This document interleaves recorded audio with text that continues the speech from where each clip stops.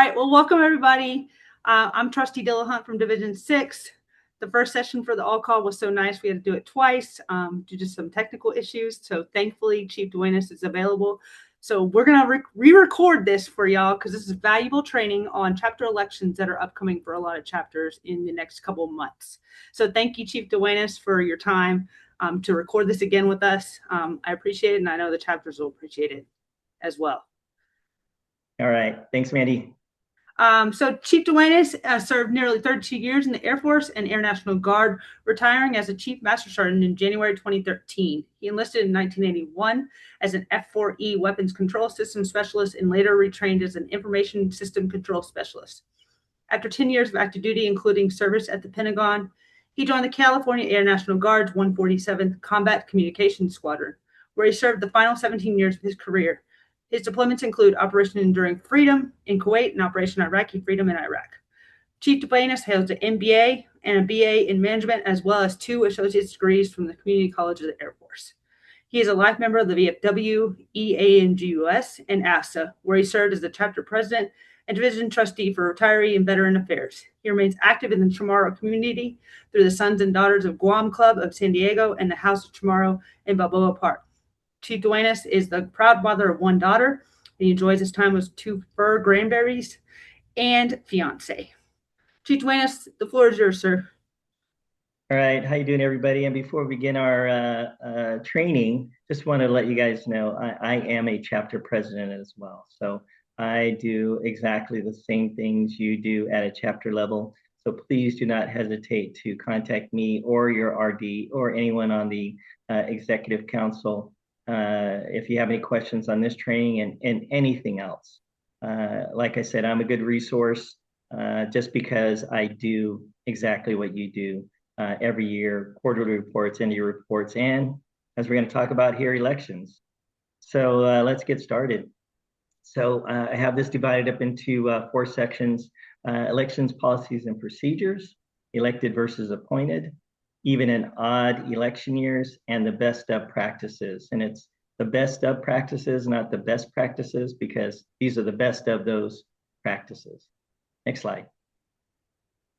All right, so just like any good organization, especially in AFSA, we have our manuals, and at the very top of our manuals is AFSA Manual 100-1, which is our bylaws, and those tell us how AFSA is to be run. And from that, other manuals flow down, and that tells us exactly how we do it. So in AFSA Manual 100-1, the bylaw for elections starts out with Bylaw 6, Section 2, with the qualifications of office. So as you can see there, the qualifications for office aren't that stringent, but what we do like to see, even at the division level, that you've had chapter experience before, either as a trustee or chapter leader. And the same thing when you go up to an international position, they like to see some experience that you've done at the division level. And that's just so it could prepare you if you do want to run for a position at the international level. Again, these are a very high level bylaws, so we'll get to hear soon about what we do at the chapter level. But a few things I want you guys to note about a few other positions that should be in your chapter as well. So the Retiree and Veterans Affairs Trustee shall be a veteran. The Uniformed Service Trustee must be currently serving as a uniformed member. And then the Family Matters Trustee shall be a uniformed or family member. So those 3 specific positions in your chapter has those certain caveats for what the person that's doing that job needs. All right, next position. I'm sorry, next slide. All right, so as we get down to the manuals that really tell us how to do our job. So here's AFSA Manual 100-2, Policies and Procedures, and more specifically, Principle 6 and Section 5, Elected, Appointed, Division, and Chapter Officers. So what you see here is the 2 different columns where you need to elect for those positions, or as a chapter president, you can appoint for them. All right, and notice that on the elected side, they just showed Trustee 1, Trustee 2, and Trustee 3, meaning in any of those trustee positions can be anything that the president decides. So as you can see, the little asterisk at the bottom there, basically, the chapter president, even though the outgoing membership person was trustee number one, and we're reelecting for trustee number one, does not mean you are going to be a membership chair for that chapter. The chapter president could decide, hey, what would you like to do? And, again, point someone else to be the membership person. But just keep that in mind. You are electing or voting for a person in a trustee position, not necessarily the responsibility that that position has held. And then to help out the chapter, as a chapter president, you can appoint other trustees. All right. And then the couple others are examples there, like a secretary and a treasurer. You could appoint as many trustees as you need. And the reason being is, many hands make light work. So if you have an event coming up and you have it yearly, you could say, hey, we need a trustee for, let's say, a car wash. So you have a car wash trustee, quite frankly. And that person, every year when it comes around, they're the ones that are running it, managing it, advertising it, all that good stuff. So think of things like that when you want to appoint trustees. And let's see what else. And I think that's it for this slide. Thank you. Next slide, please. All right, as we delve a little deeper into chapter elections, we're going to start out with the elected side. So here in Principle 6, Section 7, it's like procedures of what you need to do at a chapter level to make sure that, that everyone is informed correctly. So 30 days prior, so they give a chance for people to say, hey, yeah, I may want to serve. More importantly, here at the bottom is proxy nominations. We've had this question come up a few times. So we thought we'd make a note of it here in our training so that you guys know as well. And basically what it's saying is that we recognize due to the ops tempo that we've been having for years, there could be someone that wants to serve at a chapter level. And during the election time, they could be deployed. And we don't want to penalize a person, for doing their job and wanting to serve in AFSA as well, that they can't be around to nominate themselves and accept the nomination. So we're allowing proxy nominations. And all that means is if there's someone deployed that you know of as a chapter president, the outgoing one, or the current one, depending on the election year, that, this person's deployed, they've already stated that they want to. So send an email to the division president saying, Airman so-and-so is wanting to run as a trustee or even a chapter vice president, chapter president, depending on the case. But they are going to be deployed during our elections. And this is how they're able to still get elected while being deployed. All right, so just send the division president an email stating your case and what you would like to happen, because it could be halfway around the world. Hours, are different. They could be on a shift where they're in a secure facility where, of course, they cannot, go outside of that and say, yeah, I'm standing up to be, a trustee or president, vice president. So state that to the division president, and the division president will reply to you in writing, so you have something in writing. And if that ever gets questioned, that's procedure we use, and it's in writing that it's okay. So don't hesitate to use that. All right, next slide, please. All right, elected even in odd years. So again, still in 100-2, Principle 6, Section 9 now. We're talking about newly elected officers shall assume office in January, February of the new year. And you notice that yellow asterisk by it, and we'll get to that here in a second. And then the next paragraph said all chapter elected or appointed officers shall serve 1 or 2 years and is approved by the general membership. And you can see at the very end, we have 2 colored asterisks. So what those colors refer to is the paragraph on the bottom, and that's in our AFSA D6 Standing Rule 6-3. Now, for those of you that haven't heard of a standing rule, consider it like a supplement to an AFI, and If I'm dating myself and you guys don't use supplements anymore, please forgive me. But in the AFIs, if you're at a wing and the wing does something a little different in the AFI that's particular to that wing, they have a wing supplement, at least back in my day. So the AFSA D6 standing rule is the same thing. So we're getting our direction from the AFSA Manual 100-2, and we're looking at our division going, our division will run just a little bit better if we supplement what the AFSA manual says into what we need to do to have more continuity within our division. So you can see the yellow asterisk. Instead of assuming office in January, February, the new year, we're going to have elections in October or November of each year, and that is division-wide. So every chapter will have their elections during October or November, and the new council will take over upon election.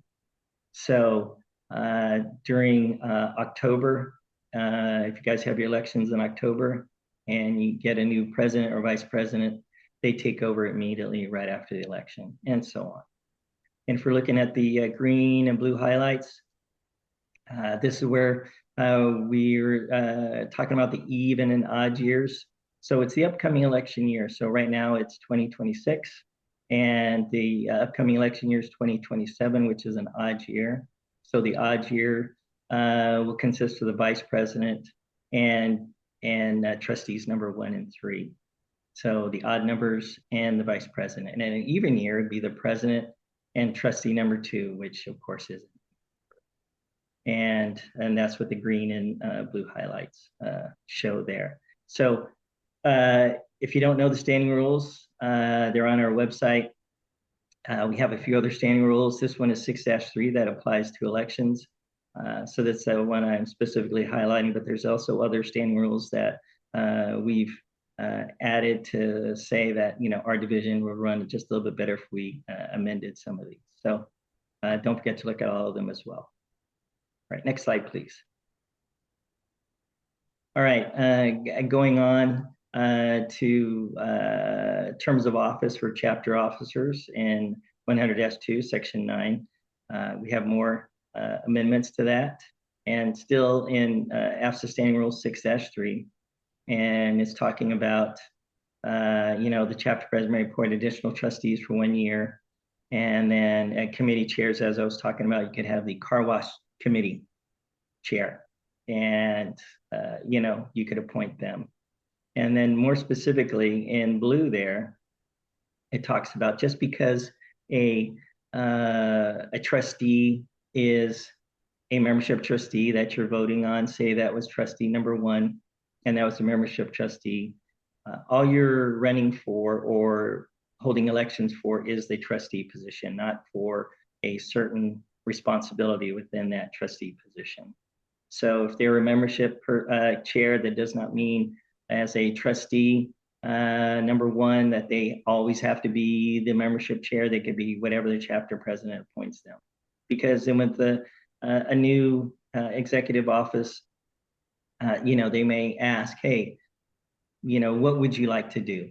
And it's better to get a feel for what that trustee would like to do so that they have the passion for it, instead of saying trustee number 1 is always the membership chair. So you as a chapter president have that leeway, and you're absolutely, per our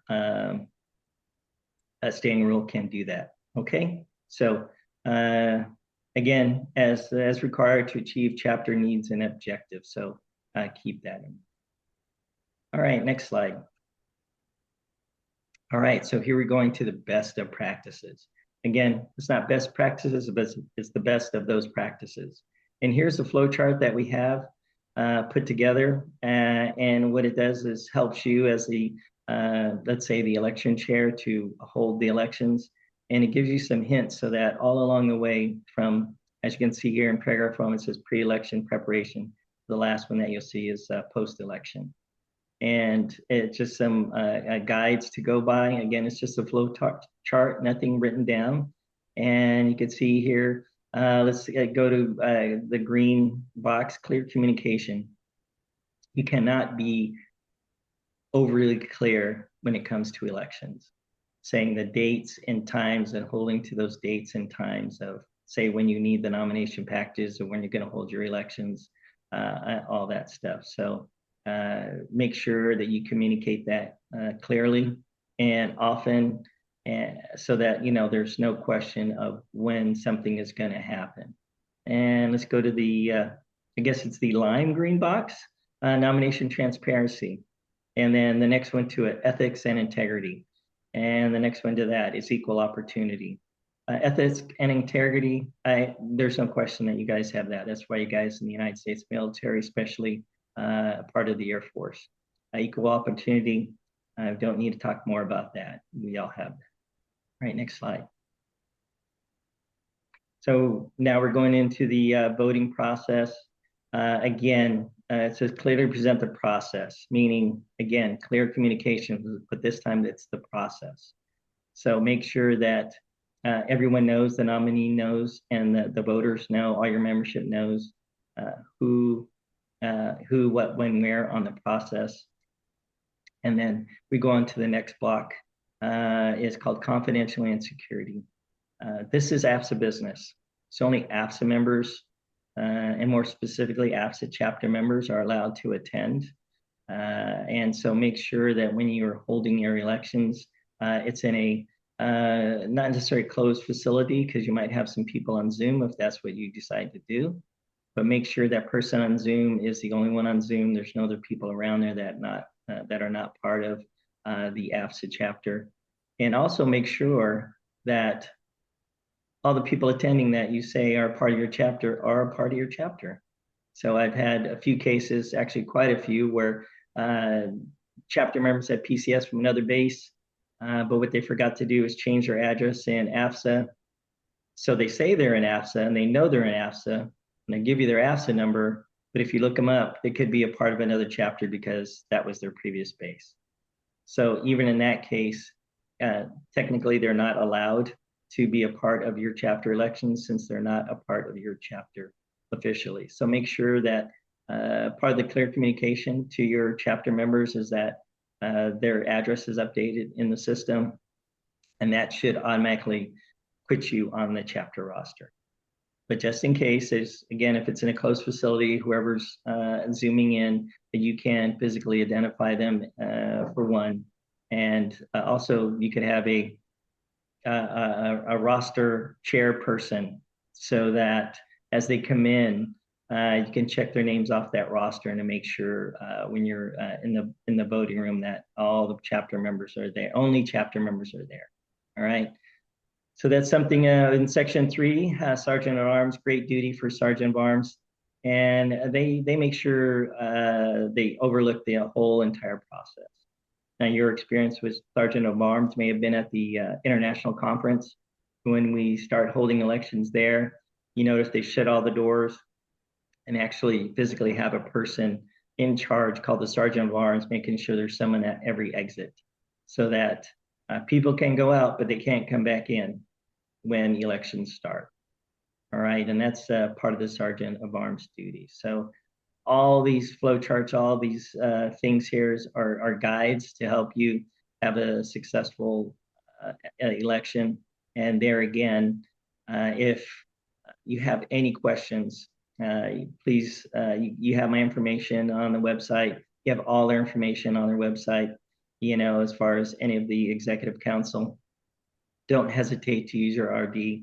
Your RD is very experienced in a lot of things we do at the chapter and also division level. And absolutely, they are not afraid to say, I don't know, but I could find the answer for you. So please do not hesitate to use us. We rather have you cut to the chase than kind of fumble around and try to figure things out. We know your time is valuable. You have a full-time job on top of volunteering for this job, and we want you to enjoy what you're doing here with AFSA. So we want you to cut to the chase. We really don't want you to have to read all the manuals. If you're that type, absolutely go for it. It's right in there. Don't forget our standing rules. But if you're short of time, which I know we all are, please don't hesitate for elections to contact me. or your RD or anyone else in the executive council. So our next slide. Oh, sorry, we had one more. I forgot about post-elections, and I talked about it earlier. So remember what I just said? Okay, I'm going to repeat it again after this. So our post-election procedures. Post-election procedures are just as important to make sure you have a successful election process. And the big thing about post-election procedures is transparency. You want to say for trustee position number 1, if 2 people or more have ran, that this airman got this many votes and this other airman got, so many votes. And this is how we determine the winner. The person with the highest votes, of course. All that is saying it's not a popularity contest. So it's not demeaning the person that got the fewest amount of votes, but what it's saying is we held a fair election process, and here is how we decided on that person for that position. Very, very important. So make sure you send that out to your membership and make sure that it's known to your nominee that this is part of the process. And, we were going to show the results just like any good election is run. So the last paragraph here, which I think this is the last slide, is evaluations feedback. Always ask for feedback. And whether it's good feedback or bad feedback, any kind of feedback is great, because if it's good feedback, then you know what you're doing is or what you planned and you're doing is being done right. But the bad feedback is just a way to grow, to make sure that the next elections are covered, and you guys are being as fair and transparent as possible. So do not be afraid of feedback. All right, so our next slide should be, yes, it is a helpful checklist that I've created. Again, it's going to be sent to you guys in Word. Here it is on the PowerPoint, just so you guys can get a look at it. Please do not take this as this is all we have to do, but what it does is help you go through the flow chart that I just talked about and adhere to all the AFSA manuals and their principles and sections that we just talked about for the election process as well. And the reason why I made a point to put it in Word is so you guys could add to it. If there's something that you guys say, okay, hey, let's add this to the checklist. Absolutely. Take this checklist and, do what you want with it. And, and then let me know, actually, and say, hey, us at a chapter level, we thought that this should go on the checklist. And so we added it to ours at a chapter level. And then let me know, and I'll go, hey, it might be good for all the chapters and all the divisions. And we'll add that in there and make this a great checklist. Checklists to me are something as a guide as well, to say, hey, making sure we hit the highlights, and in hitting the highlights, you guys discover all the other little details that go along with that item. So again, you could do it as detailed as you want, but here I've highlighted things like things to consider, actions, after actions. And one of the things that I really wanted to hit hard on this checklist is division awards and when we have our elections. So October, November is usually when we have our elections. We suggest in our division, even though we just say it's October, November, depending on the timing you have in your chapter, but we suggest October is because that gives you enough transition time between the outgoing person in that position and the incoming person in that position. And one of the things that I hate to say that could get missed, but does, is division awards. And what we want to make sure is you recognize properly and with detail everything your chapter does, from a membership or a member point of view, if you have a member that is outstanding in the chapter, to your chapter programs, let's say communications. We want to make sure that the incoming executive council, whoever is elected, has enough time to make sure they properly document all those, and the people during that previous year gets actually recognized for it, if nothing else, and hopefully win at the division level. And you guys know that we have a pretty good success winning at the international level as well. So just know that our division trustee Trustee Dodds has this down pat. And so all you need to do is have somebody nominated. We'll look at your packages saying, okay, this part, you could have reworded this differently or made it a little stronger. And again, if you recognize chapter level, when at the division level, and then on to the IC level. And that's how it's done. So make sure in the very end of all this that we recognize our people. All right, well, that's all I have. And I'm gonna open up to Mandy and a few questions that she has, hopefully questions that you have as well, just so we have an opportunity to maybe answer a couple of them. I know that during this training, it's not all the questions. So again, do not hesitate to contact us. But Mandy, what's your first question? Sir, you didn't mention about quorum and ensuring you have a quorum for elections. Can you go into that a little bit? Because I know Yes. it's in the AFSA standards, but can you just briefly discuss that? Yes, I sure can. Thank you. And quorum is a big thing. What it means is your chapter is a certain size. That means you have to have so many members to make a quorum. So let's just say you have 10 people in your chapter, and to make a quorum, you need 3. And so anytime you make a decision in your chapter, you had to have at least 3 chapter members to make what they call a quorum. So same thing in any of the procedures that, again, like I said, you make decisions on. You don't have to have every single chapter member there present to make a decision. You just need a quorum. All right, so thank you. Great question. And then you also mentioned about Zoom, because we do have members that are deployed or TDY. But when you do elections, it is mandatory, correct, to take the recording off? Like if you're recording, Yes. take the recording off. Yes. So part of the procedures during the election process, and you may have been to the IC and you've seen that, but even at your chapter level when you do elections, is all cell phones, any recording devices, even pen and paper are to be put aside. And you guys have gone into secure areas before, so you're used to putting your cell phones when you walk through the door, actually on the outside of the door before you walk in. So again, that's not a bad practice to have. But we talked about ethics and integrity as one of the items in the flow chart. If you make the announcement to silence all your phones, please do not record this in any way, then you guys are good to go there. Now Zoom presents a unique problem. Again, because you want to make sure that the person is the person on there, so they have to have their video on. They can't have any background going like we do here with our our AFSA emblem and our division emblem. It has to be clear so you can see who's behind you, who's in the room. And then also as well that if they are a person that's running for office, that they present themselves on Zoom, give their nomination speeches and all that stuff. But when it comes time to elect their position, that they either log off and then someone texts them or lets them know, emails them to, okay, now it's time to log back on, or they get put in a room.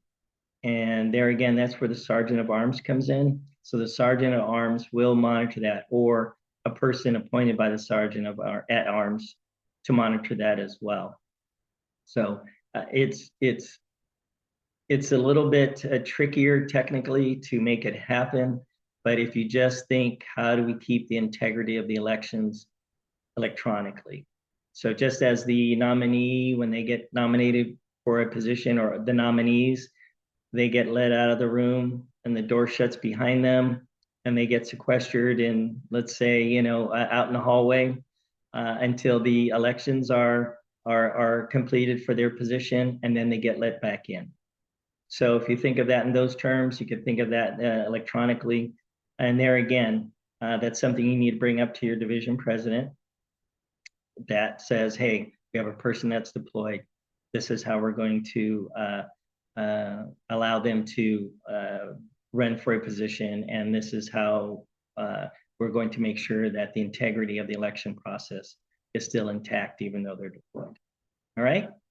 Very good question.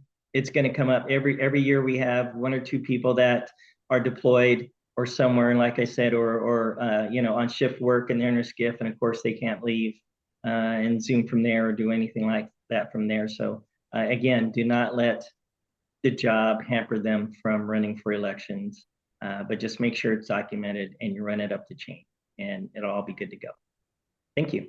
Yep. And then with that too, if you have a member that's in like a secured facility, like underground, and they cannot leave, someone can speak on their behalf, correct? Like if they submit all their stuff, somebody can speak on their behalf during elections and stuff, correct? Yeah, absolutely. And that's where we talk about having the proxy nominations. Again, all that needs to be figured out beforehand. And the clear communications to the chapter membership saying, we'll have these people in person. This person, it can't be here in person because of XYZ. And this is how we're going to do it and make sure the integrity of the election stays intact. And be transparent, be forthright, and everything will go okay. Well, thank you, Chief Duenas, for your time. I appreciate you re-recording this with me. Absolutely. And you did mention that actually next month our chapter all call and training will be on awards with Trustee Dodd. So make sure you attend that because that's an important one. And Trustee Dodd will bring his knowledge, as Chief Duenas mentioned. So thank you again. Yeah. Appreciate it. All right. Thank you, guys. Again, do not hesitate to call us. Thank you for your time. Bye-bye.